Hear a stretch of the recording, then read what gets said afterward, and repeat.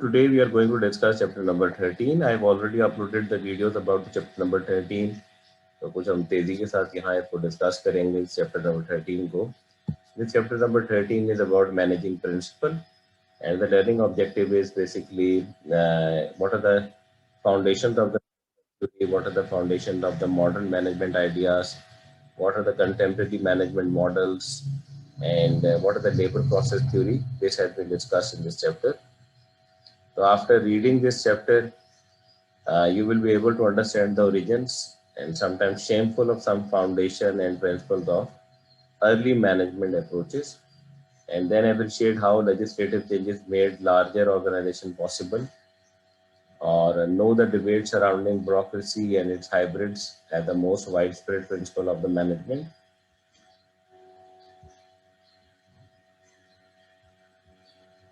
And describe major theorist principles of management and what are the Marx argument and its model extensions about the management. तो ये कुछ बातें हैं जो कि हम इस चैप्टर के हवाले से डिस्कस करेंगे.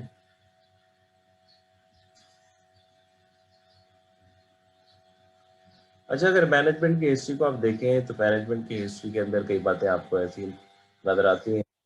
मैनेजमेंट का अर्लियर मॉडल जो थे वो स्लेवरी के साथ बहुत ज़्यादा लिंक किया करता था, जिसके अंदर एक शख्स जो है वो इस तरह का निज़ाम बनाया करता था जिसके अंदर बाकी लोग जो हैं वो उस निज़ाम के अंदर रहते हुए उस ऑर्गेनाइजेशन के अंदर काम करते थे. इसकी बड़ी एरिस्टोक्रेसी की एग्जाम्पल आपको शुरू के अंदर मिलती है, जहाँ जिस तरह एक कोई लैंडलॉर्ड है और उसके साथ उसकी ज़मीन के ऊपर लोग जो काम कर रहे हैं वो एक किस्म का एक स्लेवरी का मॉडल, जिसके अंदर इकोनॉमिक एक्सप्लॉयटेशन भी होती थी, बॉन्डेड लेबर भी हुआ करती थी, और लोग उस मॉडल के अंदर जो है वो काम किया करते थे. अगर आप ये समझें कि स्लेवरी ख़त्म हो गई है तो ऐसा नहीं है.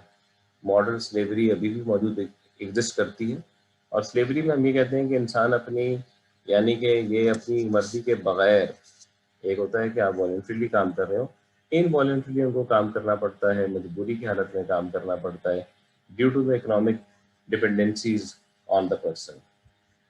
और इस तरह की जो स्लेवरी है ये अर्लियर मैनेजमेंट के भी आपको मॉडल में नज़र आती है, आजकल के मॉडल में भी नज़र आती है. चाइल्ड लेबर भी आपको नज़र आती है, जहाँ बच्चे मजबूर होते हैं कि जहाँ उनको स्कूलों में तालीम हासिल नहीं कर सकते, मेडिकल नहीं है उनके पास, खाने के लिए पैसे नहीं हैं, तो अगर उस पॉवर्टी और हंगर के अंदर मजबूरी की हालत में जब काम करना पड़ता है तो ऐसे ही मैनेजमेंट के ये एग्जिस्ट करती रही है. स्लेवरी की एक फॉर्म आज भी एग्जिस्ट करती है जिसको मॉडर्न स्लेवरी ऑफ मैनेजमेंट कहते हैं. उस सूरत के अंदर आपको मुख्तलिफ तरीक़ों से आपको ट्रेड नज़र आती है, ह्यूमन ट्रैफिकिंग नज़र आती है, जहाँ इंसानों जाती है, इंसानों को भेजा जाता है मुख्तलिफ कामों के हवाले से, और इसके अंदर मर्द, औरत, बच्चे सभी शामिल हैं. औरतों के हवाले से ये है कि औरत की जो है उनकी जो ट्रैफिकिंग है वो उसके अंदर भी सेक्स ट्रैफिकिंग के अंदर भी उनको बॉन्डेड लेबर के अंदर, स्लेवरी के अंदर इस्तेमाल किया जाता है, और आजकल के ज़माने के अंदर भी सब कुछ हो रहा है. तो ये कुछ फॉर्म ऑफ मैनेजमेंट है के ज़माने में एग्जिस्ट करती थी, आजकल के ज़माने में भी एग्जिस्ट करती हैं, और जिसकी वजह से ये कोई ऐसी कोई काबिल फ़ख्र रवायात नहीं है मैनेजमेंट के हवाले से जो कि अर्लियर फॉर्म ऑफ मैनेजमेंट इस फॉर्म के अंदर एग्जिस्ट करते थे. अब अगर हम मैनेजमेंट के आइडियल की हवाले से बात, तो मैनेजमेंट के बहुत सारी ऑर्गेनाइजेशन के अंदर जो एक प्रिंसिपल बहुत ज़्यादा इन्फ्लुएंस करता है वो वन बेस्ट वे मॉडल है. बेहतरीन तरीका कार निकाला जाए जिसके ज़रिए से काम किया जाए, और जो भी जिस तरह एक्टिविटी हो रही हो लोग के अंदर, तो जो general management theorists have spread with them often suggesting there is one best way to manage what today is often called best practice. तो इसके हवाला ये जो हवाला है कि बेस्ट वे ढूंढा जाए, बेस्ट वन वे ढूंढा जाए, और एक बेस्ट तरीक़ाकार इस्तेमाल किया जाए, उसी वाले से आपको नज़र आता है. मुख्तलिफ बेंच मार्किंग एक्टिविटीज़ भी आपको नज़र आती हैं, बेस्ट प्रैक्टिस भी नज़र आती हैं. तो ये कहीं ना कहीं ये फिलॉसफी जो है ऑर्गेनाइजेशन के अंदर एग्जिस्ट करती है, मॉडर्न ऑर्गेनाइजेशन में एग्जिस्ट करती है, कि एक one best method, one best वे भी आइडेंटिफाई किया जाए किसी भी काम को करने के हवाले से.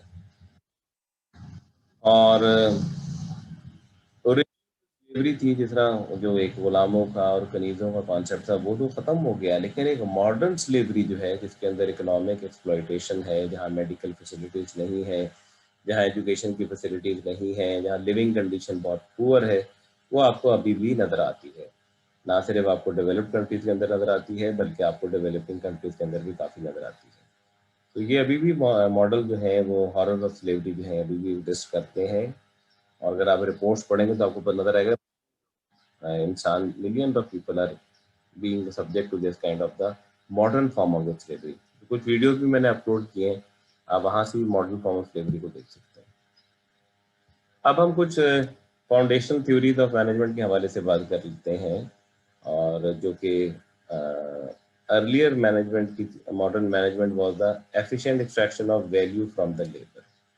यानी कि जो पहले की थ्योरीज आई थी, जिनका कैपिटलिज्म का जो बुनियादी टेनेंट था वो इसी बात के ऊपर था कि जब लेबर जिसको आप यूटिलाइज करते हैं, अगर लेबर एक सरप्लस वैल्यू क्रिएट करता है, यानी लेबर को जिस काम के लिए आपने एंगेज किए और जितनी उसको आप वेज के अगेंस्ट वो सरप्लस वैल्यू क्रिएट करता है, इसी से जो है जो है वो कैपिटल जो है वो इंक्रीज हो जाता है।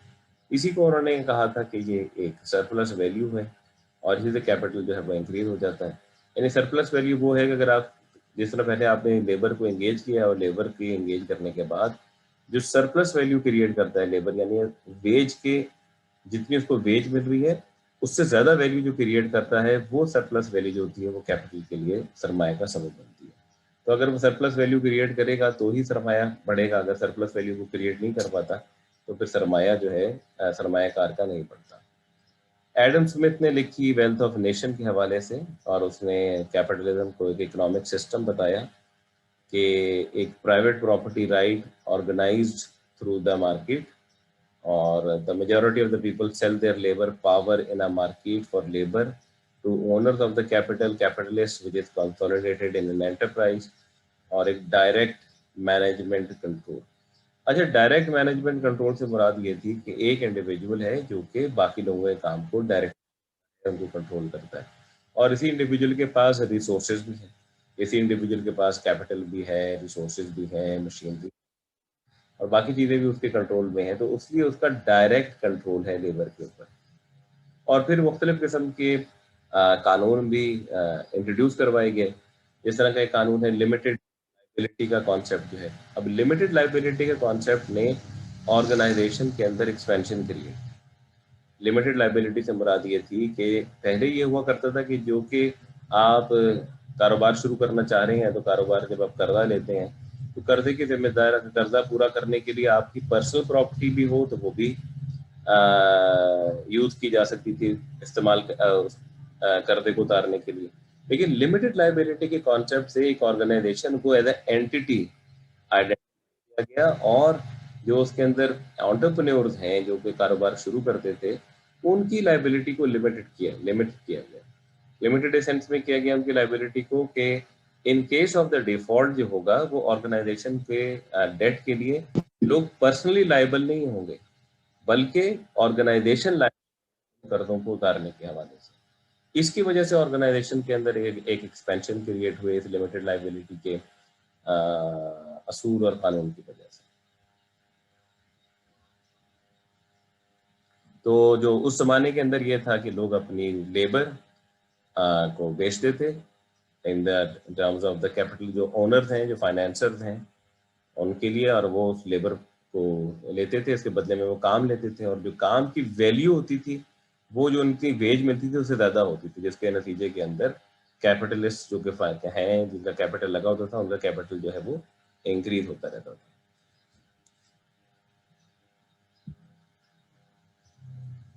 अच्छा, हेनरी फ्योल के कुछ 14 प्रिंसिपल्स हैं, और हेनरी फ्योल से मैं पहले कुछ बातें आपसे और भी शेयर करना चाह रहा हूँ। एक मिनट।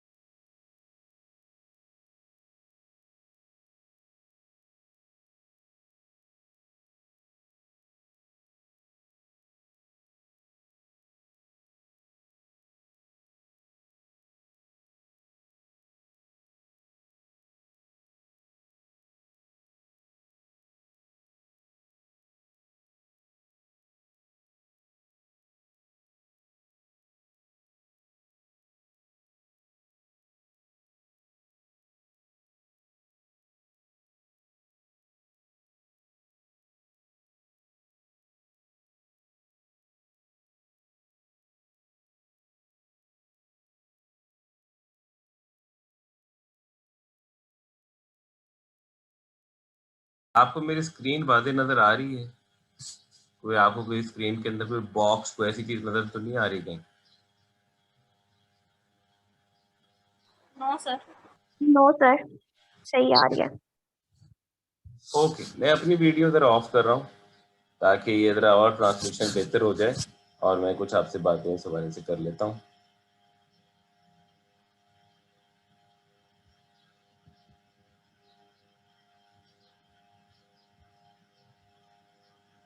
अच्छा, इसमें जो है जो शुरू का एक कुछ मामला जो थे वो आर्किटेक्चर प्रिंसिपल के हवाले से भी थे कि ऑर्गेनाइजेशन की बिल्डिंग कुछ इसी तरह के से बनाई जाए करती थी कि जिसके ज़रिए से जो कि सिक्योर जिन लोग सरमायाकार थे वो तमाम लोग जो लोग काम कर रहे थे तो उनके ऊपर नज़र रखा करते थे। इसको कहा गया था पेनॉप्टिकल प्रिंसिपल।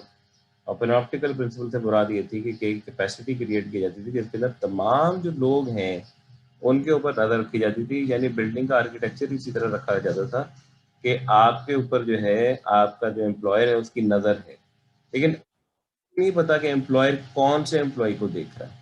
तो पेनॉप्टिकल अगर आप देखेंगे, सर्च भी करेंगे तो आपको पता चल जाएगा कि पेनॉप्टिकल प्रिंसिपल जो है वो क्या होता है। उस हवाले से अगर आप आर्किटेक्चर देखना चाहेंगे तो गूगल में बहुत सारे पेनॉप्टिकल आर्टिकल मिल जाते हैं। मसलन अगर मैं आपसे शेयर हूँ पेनॉप्टिकल और पेनॉप्टिकल स्टाइल क्या होगा।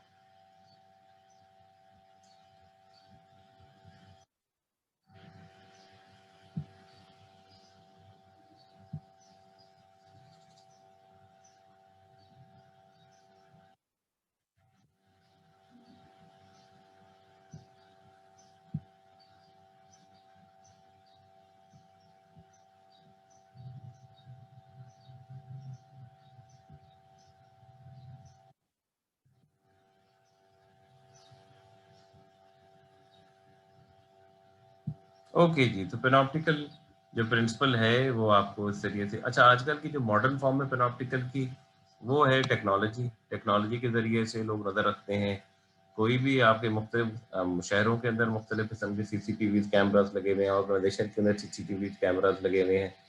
तो जो पेनॉप्टिकल प्रिंसिपल है वो आजकल टेक्नोलॉजी की मदद से इम्प्लीमेंट किया जाता है। अच्छा, एक तो मैंने आपसे लिमिटेड लाइबिलिटी लेजिस्लेशन की बात की थी जिसके ज़रिए से ऑर्गेनाइजेशन को बहुत ज़्यादा एक्सपेंशन मिली। और दूसरा एक और बात थी कि जब ऑर्गेनाइजेशन का साइज बढ़ गया, ऑर्गेनाइजेशन का नंबर ऑफ एम्प्लॉयज ऑर्गेनाइजेशन के अंदर बढ़ गए, तो उसके बाद ये बात के हवाले से कि फाइनेंशियल तो वो थे जो कैपिटल इन्वेस्ट कर रहे थे वहाँ, दे आर द पीपल और putting up the capital in the organisation. लेकिन बात ये हुई कि जब वो कैपिटल इन्वेस्ट कर रहे थे तो कौन है जो कि उस तमाम रिसोर्सेज को मैनेज करेगा और इंडिविजुअल को मैनेज करेगा उन ऑर्गेनाइजेशन के हवाले से। तो उसके लिए इंटरनल कॉन्ट्रैक्ट यूज की गई। इंटरनल कॉन्ट्रैक्टर के कॉन्ट्रैक्ट है, वो मटेरियल यूज करता है, प्लांट एंड इक्विपमेंट यूज करता है और लेबर को मैनेज करता है ताकि जो required quality of the product है उसको प्रोड्यूस किया जा सके। तो ये इंटरनल कॉन्ट्रैक्टिंग का प्रिंसिपल भी जैसे जैसे ऑर्गेनाइजेशन का साइज बढ़ा तो इंटरनल कॉन्ट्रैक्टिंग का प्रिंसिपल जो है वो सामने आया। अच्छा, फिर F.W. टेलर, टेलरिज्म का आपने वर्ड सुना होगा, तो फादर ऑफ साइंटिफिक मैनेजमेंट कहा जाता है। और फादर ऑफ साइंटिफिक, मैं आपको कुछ अर्ली थ्योरीज मैनेजमेंट के हवाले से बता रहा हूँ। तो फादर ऑफ साइंटिफिक मैनेजमेंट इसको कहा जाता है। और इसके हवाले से ये बात है कि ये एक इंजीनियर था और उसने ये कहा कि किसी भी काम को करने का एक बेस्ट मेथड आइडेंटिफाई किया उसने। उसने कहा कि मैनेजर का काम ये है कि वो ज़हनी काम करें, वो मेंटल वर्क करें और वो ये आइडेंटिफाई करें काम को करने का एक बेहतरीन तरीका क्या होता है। जबकि लेबर का काम ये है कि वो उन कामों को इम्प्लीमेंट करें और उन कामों को इम्प्लीमेंट करके जो है फिर वो ये काम करेंगे। तो इस तरह उसने एक किस्म का मैनेजमेंट का काम और लेबर के काम को जो है उसने डिवाइड किया। मैनेजमेंट का काम ये है कि वो बेहतरीन तरीके से इस काम को आइडेंटिफाई करें कि कौन सा काम हो, किस इस काम को किस तरह बेहतरीन तरीके से क्या बेस्ट वे क्या है इस काम को करने के हवाले से। और लेबर का काम यह है कि वो उस काम को इम्प्लीमेंट करे। तो एफ डब्ल्यू टेलर ने साइंटिफिक मैनेजमेंट की बुनियादें रखी और उसने ये कहा कि अगर, और उसने एक टाइम से, और उसने ये बताया कि अगर एक टाइम के अंदर जो बेस्ट काम होता है वो सबसे कम वक्त के अंदर जो होता है वो कंप्लीट हो जाता है, बड़ा एफिशिएंटली कंप्लीट हो जाता है। और साइंटिफिक मैनेजमेंट से मुराद ये है कि there is a one best way to organise work and organisation based on the principle of standardisation of time and routinisation of motion. यानी कि किसी भी चीज को करने के लिए उसने टाइम और मोशन की स्टडीज की, क्लॉक वॉच लेकर मुख्तलिफ किस्म के टाइम का सीक्वेंस किया और उस काम को करने के हवाले से ये काम किया। टेलर ने 4 प्रिंसिपल दिए है मैनेजमेंट के हवाले से। एक तो उसने कहा कि साइंस ऑफ वर्क डेवलप करनी चाहिए, स्टॉप वॉच के जरिए से ह्यूमन मूवमेंट को देखना चाहिए और फिर ये देखना चाहिए इस काम को बेहतरीन तरीके से कैसे किया जा सकता है। फिर उसके बाद एम्प्लॉय की ट्रेनिंग करनी चाहिए, उनको साइंटिफिकली सिलेक्ट करना चाहिए, ऐसे एम्प्लॉय को ही काम के लिए रखना चाहिए जो उस काम को बेहतरीन तरीके से कर सके, और फिर उनकी ट्रेनिंग करनी चाहिए। और फिर ये साइंस ऑफ वर्क और selecting and training of employ को कंबाइन करके जो है वो काम को करना चाहिए। और मैनेजमेंट का जो है ज़्यादा फोकस जो होगा वो मेंटल लेबर के ऊपर होगा, और जो वर्कर का फोकस होगा वो मैनुअल लेबर के ऊपर होगा। और हाई ऑर्डर मेंटल लेबर जो होगी वो मैनेजर करेंगे, जबकि मैनुअल लेबर जो है वो वर्कर करेंगे। तो बहरहाल आपको नजर आता है कि ये जो fitting the person to the job, person to job fit की जो बात है, वर्क डिजाइन की जो बात है, इसका कह सकते हैं वो टेलर को कह सकते हैं।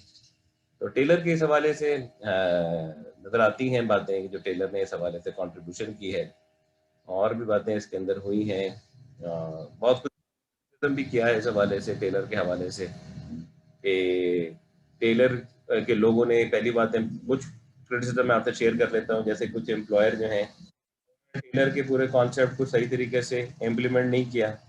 उन्होंने ये तो इम्प्लीमेंट कर लिया कि एफिशिएंसी क्रिएट की जा सकती है टाइम मेजरमेंट के जरिए से, लेकिन जो टेलर ने एक और आइडिया दिया था कि जो लोग उस काम के अंदर उसको एफिशिएंटली करेंगे उनको चाहिए, तो उसको इम्प्लीमेंट नहीं किया। और इसमें ये भी लोगों ने कहा कि ये ले ऑफ भी हुए, क्योंकि पहले जो बहुत सारे लोग काम किया करते थे, जब आपने बेस्ट वे निकाल दिया तो लेबर की भी जरूरत कम पड़ गई, तो फिर ले ऑफ भी हो गया, काफी लोग वहां से चले गए। तो ये कुछ टेलरिज्म के ऊपर जो है वो क्रिटिसिज्म भी है।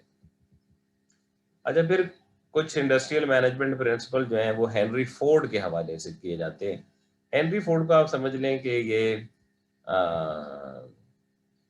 बाबा आदम थे ये असेंबली लाइन के हवाले से, असेंबली लाइन के हवाले से कि जो इन्होंने, टेलर ने ये जो सिस्टम बताए, तो हेनरी फोर्ड आप समझ लें कि जिस तरह फोर्ड गाड़ियां जो उसने बनाई, तो उसने इन प्रिंसिपल को अपनी असेंबली लाइन के ऊपर इम्प्लीमेंट किया। पहली असेंबली लाइन तो स्लॉटर हाउस था।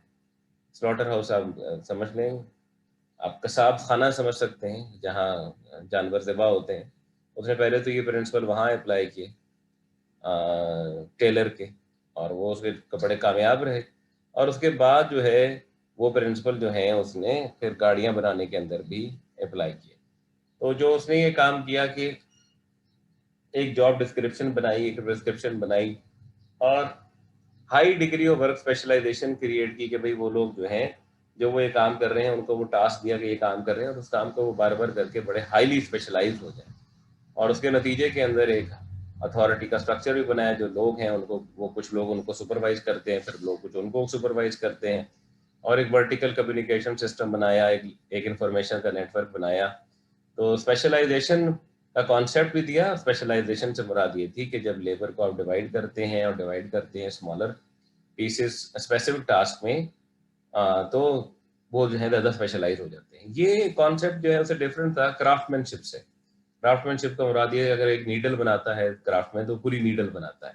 इस तरह कोई बढ़ई है, कारपेंटर है, तो पूरे का पूरा वो फर्नीचर क्रिएट कर लेता है।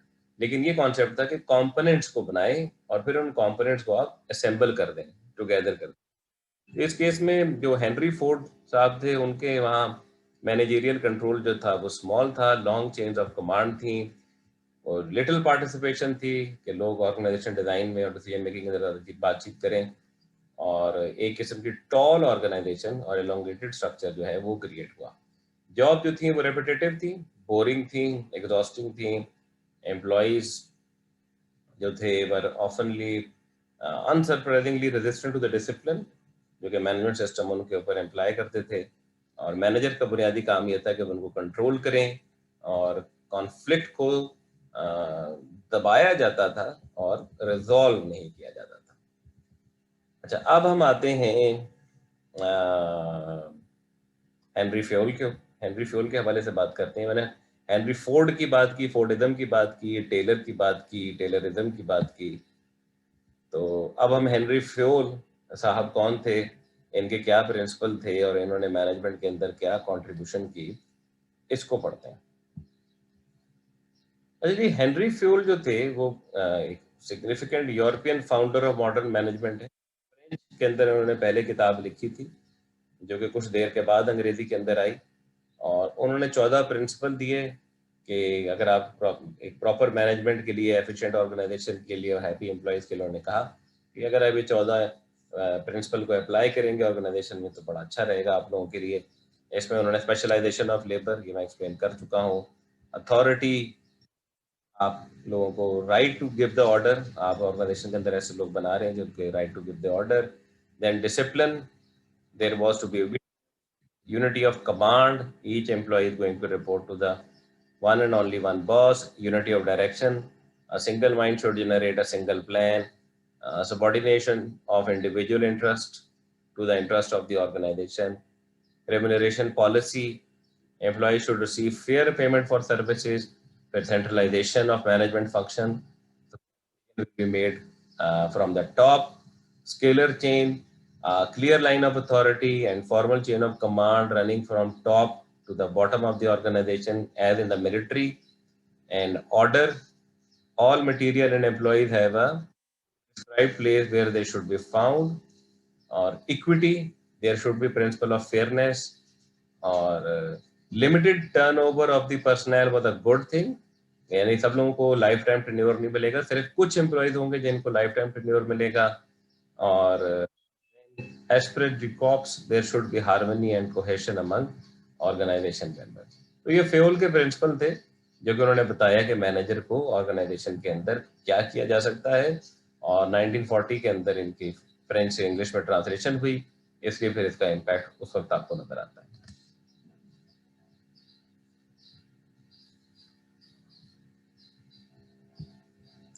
अच्छा जी, तो अभी तक हमने बात कर ली, टेलरिज्म के हवाले से बात कर ली, फोर्डिज्म के हवाले से बात कर ली, और हेनरी फ्योल के 14 प्रिंसिपल के हवाले से बात कर ली। तो आप ये समझ लें कि मैं आपको एक मैनेजमेंट की, जो मॉडर्न मैनेजमेंट की हिस्ट्री है, तो आशनाई आपकी क्रिएट कर रहा हूँ ताकि आपको पता चले कि किस तरीके से मैनेजमेंट जो है इस हालत में पहुंची है, किस तरीके की क्या प्रैक्टिस है, और आपको ये प्रैक्टिस आज भी नजर आती हैं मॉडर्न मैनेजमेंट के अंदर प्रैक्टिस के दौरान।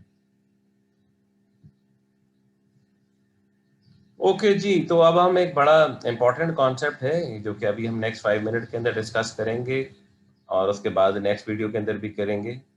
रियासत सेंट्रलाइजेशन का बुनियादी कॉन्सेप्ट ये है कि ऑर्गेनाइजेशन के जो डिसीजन हैं वो एक सेंट्रल जगह के ऊपर होते हैं, एक जगह के ऊपर होते हैं।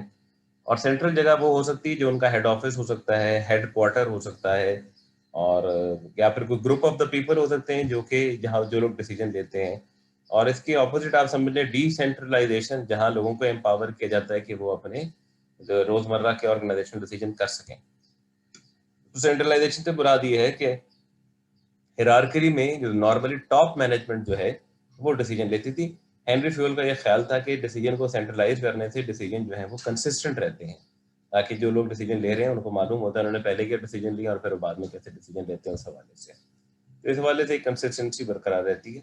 भारत में इसके अगेंस्ट भी है कि डिसीजन स्लो भी हो जाता है, बाद में आने वाले लोगों ने भी बात की इसके हवाले से, क्रिटिसिज्म भी किया इसके ऊपर। तो लेकिन बुनियादी कॉन्सेप्ट ये है सेंट्रलाइजेशन के हवाले से। अच्छा जी, तो अब हम बात करते हैं ब्यूरोक्रेसी की, और ब्यूरोक्रेसी के हवाले से हम बात करेंगे, मैक्स वेबर की बात करेंगे। और मैक्स वेबर ने प्रिंसिपल ऑफ ब्यूरोक्रेसी के हवाले से जो बात की उनके हवाले से बात करेंगे।